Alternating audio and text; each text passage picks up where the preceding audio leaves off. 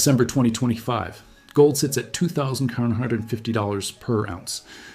But here's what they're not telling you. That 87.1 ratio? Historically, it's averaged 15:1 for the last 5,000 years. Right now, in December 2025, silver is the most undervalued it's been relative to gold in modern history. And the forces that are about to correct that undervaluation aren't just monetary. They're industrial, technological, and irreversible. In the next 30 minutes, I'm going to show you something that might change how you think about precious metals entirely. Not through hype, not through speculation, but through data, historical patterns, and supply-demand fundamentals that are unfolding right now in 2025. I'll show you why gold might give you 30% returns by 2027, but silver could give you 150%. Why industrial demand for silver is creating a structural deficit that can't be solved, and why the monetary reset everyone's talking about might favor silver over gold for the first time in 50 years. This isn't about which metal is better.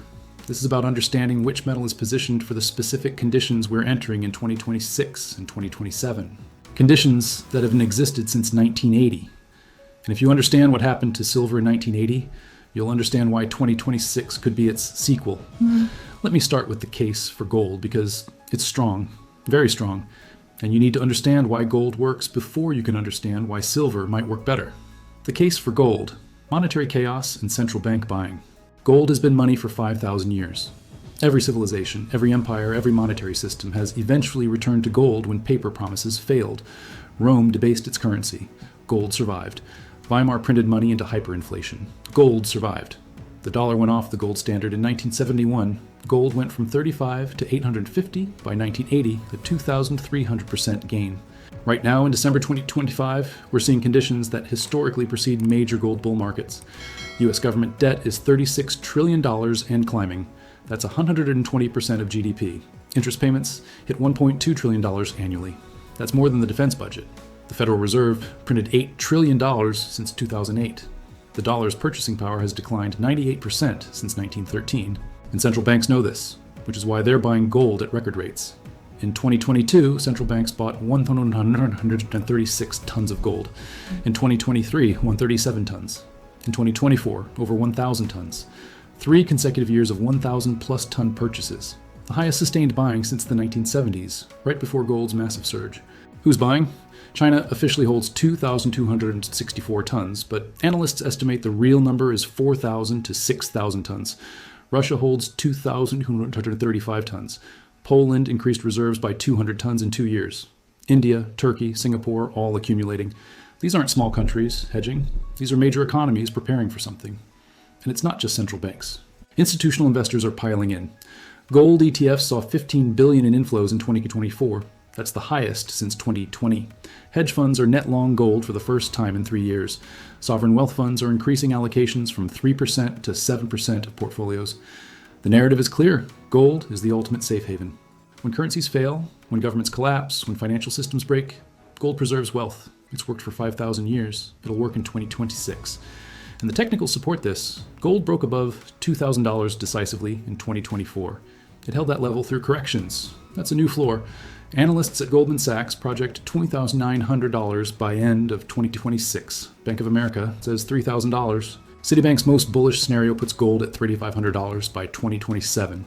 A move from $2,150 to $3,000 is 13%. To $3,500 is 32%. Those are solid returns. Better than bonds, better than most stocks, and with far less volatility than crypto. Gold works. The case is proven. But here's what the gold bulls don't tell you. Gold's industrial demand is minimal. About 8% of annual demand comes from industry. The rest is jewelry, investment, and central bank buying. Gold's value is almost purely monetary. The monetary assets move based on sentiment, perception, and institutional positioning. Silver is different. And that difference might make all the difference in 2026. The case for silver: industrial demand. Creating structural scarcity. Silver is both a monetary metal and an industrial metal, and that dual nature is creating a supply-demand dynamic that gold simply doesn't face. Let me show you the numbers. Global silver mine production in 2024, approximately 830 million ounces.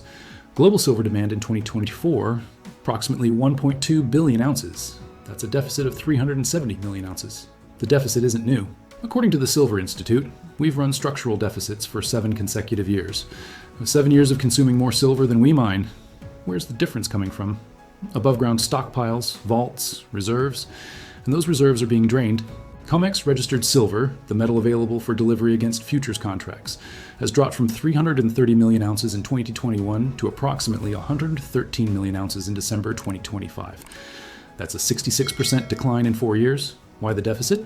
Industrial demand explosion. Let me break down the sectors. Solar panels. Silver is essential for solar cell conductivity. You can't make a solar panel without silver paste. Global solar installations doubled from 2022 to 2024. China alone installed 217 gigawatts of solar in 2024. Each gigawatt requires roughly 1 million ounces of silver. That's 217 million ounces just for Chinese solar in 1 year. And solar demand is accelerating.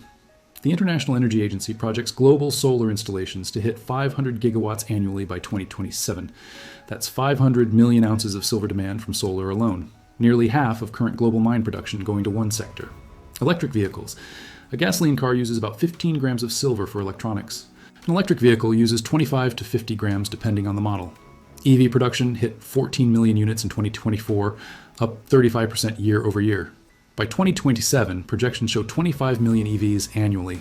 That's an additional 50 million ounces of silver demand from automotive alone. 5G infrastructure. Every 5G tower requires silver for conductors, antennas, and circuit boards. The US, Europe, and Asia are in the middle of a 5G build-out that won't complete until 2028. That's sustained demand of 30 to 40 million ounces annually for telecom infrastructure. Electronics. Smartphones, tablets, laptops, servers, AI data centers. Every device needs silver for conductivity and thermal management. Global electronics production consumes roughly 250 million ounces annually, and with AI driving data center expansion, that number is growing. Medical applications, silver is antimicrobial. It's used in wound care, surgical instruments, and medical devices. Demand is stable at about 60 million ounces annually, and growing with healthcare expansion in developing nations. Add it all up, solar, EVs, 5G, electronics, medical, and other industrial uses account for approximately 600 to 650 million ounces of annual silver demand. That's 75% of total mine production going to industrial applications. And here's the critical point. Industrial demand is inelastic. A solar manufacturer can't decide to use less silver because the price went up. The technology requires a specific amount. An EV maker can't substitute copper for silver in critical components. The conductivity properties are unique. This is fundamentally different from gold. If gold prices spike, jewelry demand falls. People buy less gold necklaces. But if silver prices spike, solar panel manufacturers still need silver. EV producers still need silver. The demand doesn't disappear. It can't. This creates a structural problem. Mine production isn't increasing. In fact, it's declining. Primary silver mines are facing lower ore grades, higher extraction costs, and delayed expansion projects. Byproduct silver from copper, zinc, and lead mining is flat because base metal demand is weak. Recycling rates are low, maybe 15% for electronics, because extracting tiny amounts of silver from devices is uneconomical. Supply is constrained, demand is exploding, the deficit is widening. And the only thing filling the gap is above-ground inventories that are draining at accelerating rates. Now overlay investment demand on top of industrial demand. In 2024, physical silver investment, bars and coins, hit approximately 250 million ounces, the highest since 2015. Retail buyers are stacking silver at unprecedented rates. Dealers report inventory shortages, extended delivery times, and premiums spiking from $2 over spot to $8 over spot. The U.S. Mint suspended American Silver Eagle production in March 2025 due to blank shortages. The Royal Canadian Mint implemented allocation systems for dealers. Perth Mint extended delivery times to 16 weeks. These aren't isolated incidents. This is systemic supply stress. So you have industrial demand of 650 million ounces. That's inelastic. Investment demand of 250 million ounces. That's growing. Total demand of 900 million ounces plus. Mine production of 830 million ounces. That's flat or declining. A deficit of 70 to 100 million ounces annually, and above-ground stockpiles draining at 100 to 150 million ounces per year when you include COMEX drawdowns. The math doesn't work. Something has to give. Either demand has to fall, which it can't because industrial demand is locked in by technology, or supply has to increase, which it can't because mines take 5 to 10 years to develop, or price has to rise dramatically to ration available supply and incentivize recycling. That's the setup for silver in 2026. A supply-demand imbalance that can only be resolved through significantly higher prices. The gold to silver ratio, mean reversion on steroids. Now let's talk about the ratio, because this is where silver's upside potential becomes explosive. The gold to silver ratio measures how many ounces of silver it takes to buy 1 ounce of gold. Right now, December 2025, that ratio is 87.1. Historically, the ratio has averaged 15.1 going back thousands of years. In modern times, post-1900, it's averaged around 51. Even in the fiat currency era, post-1971, the long-term average is 55.1. We're currently at 87.1. That means silver is dramatically undervalued relative to gold. Not slightly undervalued, dramatically. When the ratio gets this stretched, it doesn't stay stretched. It reverts to the mean violently. Let me show you the pattern. In 1991, the ratio hit 100.1. Silver was $4, gold was $400. Over the next 20 years, the ratio compressed to 32:1 by 2011. Silver went from $4 to $48. That's a 100% gain. Gold went from $400 to $1,900. That's a 375% gain. Both metals rose, but silver outperformed gold by 301. In 2020, during the COVID panic, the ratio briefly spiked to 125.1. Silver was $12, gold was $1,500. Within 18 months, the ratio compressed to 70.1. Silver hit $30, gold hit $2,070. Silver gained 150%, gold gained 38%. Again, silver outperformed.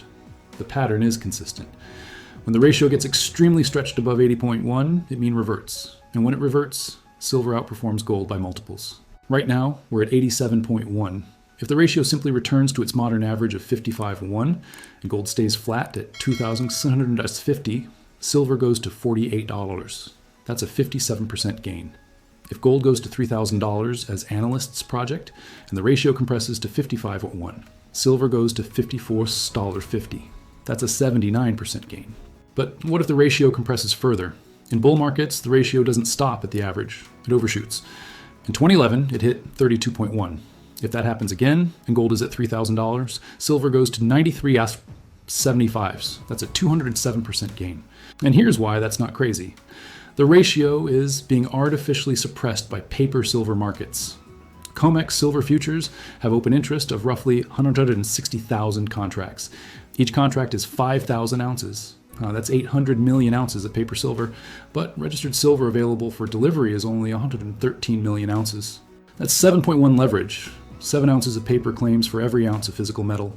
If even 15% of paper holders demand physical delivery, the system is insolvent. And when paper markets break, when the leverage collapses, price discovery moves to the physical market where supply is genuinely scarce. That's when the ratio could compress to 30.1, maybe 20.1, maybe even the historical 15.1. At 15.1, with gold at $3,000, silver is $200. That's a 505% gain from current levels. I'm not saying that's guaranteed, but the setup is identical to 1979 to 1980, when silver went from $6 to $49 in 18 months. The Hunt brothers created an artificial squeeze, but the underlying fundamentals, supply deficit, industrial demand, monetary uncertainty, were real.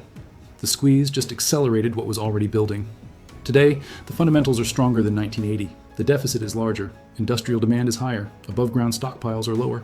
And instead of 2 billionaires creating the squeeze, you have millions of retail investors globally stacking physical silver while industrial users compete for the same shrinking supply. The ratio is stretched, the reversion is inevitable. And when it happens, silver's gains will be multiples of gold's. Monetary reset.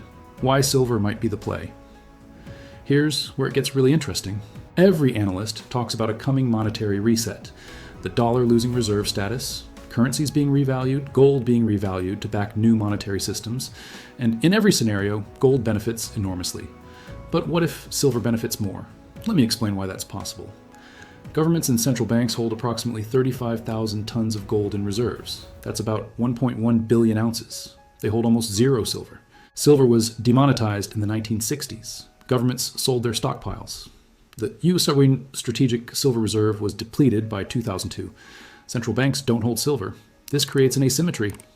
If gold is revalued from $2,650 to $10,000 or $20,000 per ounce, as some analysts suggest could happen in a monetary reset, governments benefit.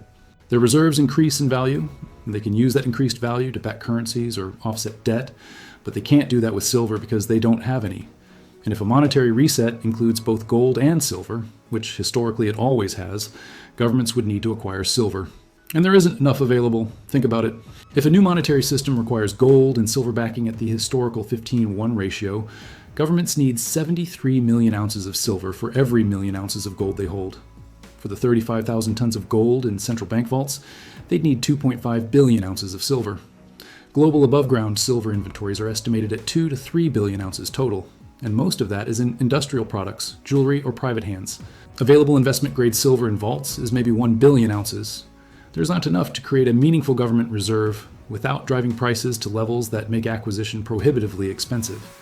This creates a scenario where silver, not gold, becomes the choke point in a monetary reset. Gold has enough supply in government hands, silver doesn't.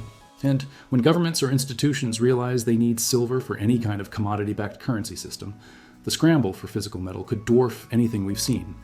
The BRICS nations are reportedly developing a gold-backed currency.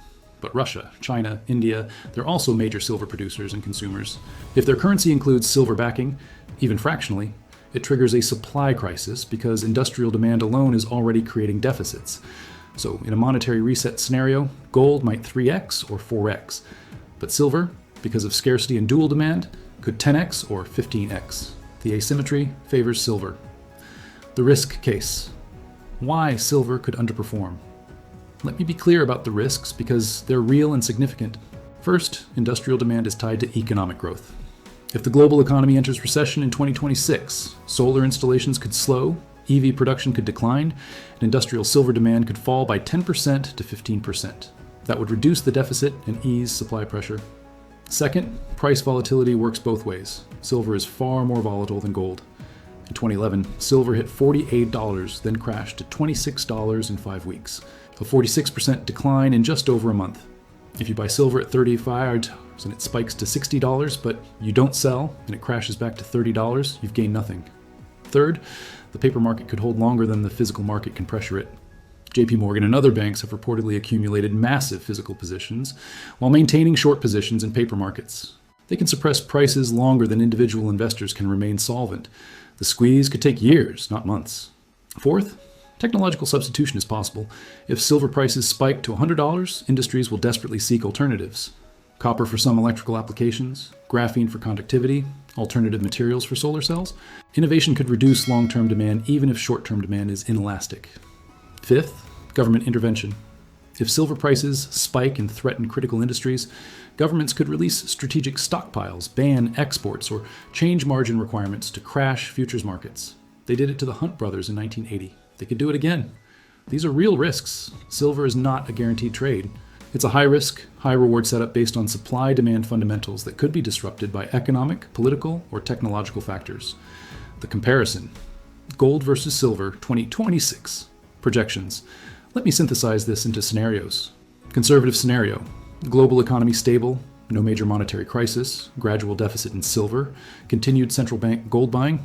Gold, $2,650 to $3,000 by end of 2026, a 13% gain. Silver, $30.50 to $42 as ratio compresses modestly to 71.1, a 38% gain.